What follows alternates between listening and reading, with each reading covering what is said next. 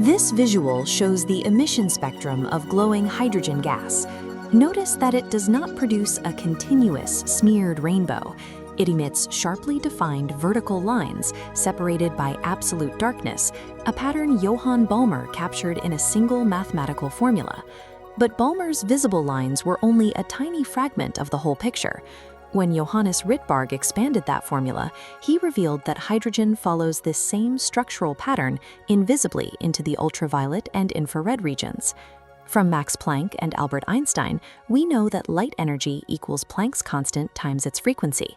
Because wavelength dictates frequency, these sharp spectral lines provide a direct measurement of internal energy differences. The atom does not possess a continuous range of energy. The spectrum proves it operates on a discrete ladder of specific, strictly separated energy levels. To figure out what kind of physical object could generate those levels, we look to the layout of the atom itself. J.J. Thomson discovered the negative electron, and Ernest Rutherford proved the atom contains a tiny, positively charged nucleus surrounded by mostly empty space. But that layout creates a fatal mechanical flaw. A negative electron and a positive nucleus attract each other. If the electron sits still in that empty space, the positive nucleus pulls it inward, causing an immediate collapse. You might assume the electron orbits the nucleus like a planet circling the sun. The problem is that a circular orbit requires the electron to constantly change direction. By definition, a continuously changing direction is an acceleration. According to classical electromagnetism, an accelerating charge cannot move smoothly. Its motion creates a distortion or a kink in its surrounding electromagnetic field. That ripple continuously travels outward as radiation. That radiation carries energy away from the electron. As it loses energy, the orbit shrinks. As the orbit shrinks, the electron moves faster and radiates more energy, falling into a runaway death spiral. This is the ultimate paradox of classical physics. At rest, the atom collapses. In motion, it radiates and collapses. By the verified mathematical laws of the era, the atom should not exist. Niels Bohr accepted this contradiction. Rather than trying to repair classical physics everywhere, he staged a controlled rebellion against classical electrodynamics at the exact place where it destroyed the atom. He introduced two radical assumptions. First, he proposed that there exist special stationary states where an accelerating electron simply does not radiate energy, defying the established classical laws of electromagnetism. Second, the atom emits or absorbs radiation only when instantly jumping between these stationary states. The specific frequency of light is determined by the energy difference between the starting and ending orbits. This framework rescues the meaning of the hydrogen spectrum, but it creates a new question. Why does the atom mandate these specific states, where energy is proportional to -1/n², while forbidding all others? To find the answer, we look at quantization.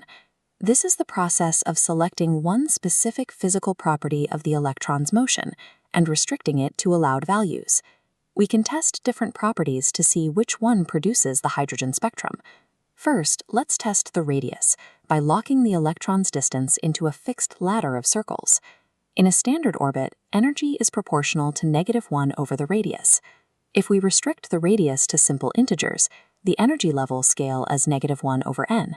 Since hydrogen requires a scaling of -1/n², radius quantization fails. We can also test velocity. Instead of restricting where the electron is, we propose restricting how fast it is allowed to move. Because speed and radius are linked in an orbit, this yields an energy pattern proportional to -n². This forces higher states to be more tightly bound to the nucleus, reversing the physical reality of the atom. Velocity quantization fails even more dramatically. Finally, we test angular momentum, a combination of speed and radius that measures the electron's total rotational motion. We restrict its values to integer multiples of Planck's reduced constant. For an electrical orbit, the radius is proportional to the square of the angular momentum. By locking this property, the math naturally yields the exact energy pattern required by the hydrogen spectrum. The pieces lock together. Bohr's rule is not a random guess.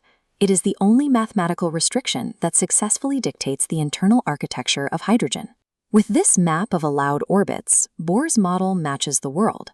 When an electron drops from higher states down to the second level, We see those jumps as the red, blue-green, and violet bands of Balmer's visible series.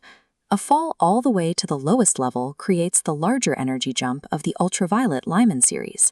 A shorter drop to the third level yields the infrared Paschen series.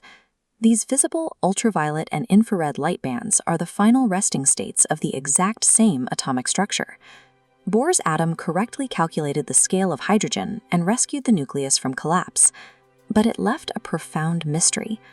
Bohr proved that his rules worked, but he had no physical explanation for why they were true. A decade later, Louis de Broglie would ask a staggering question.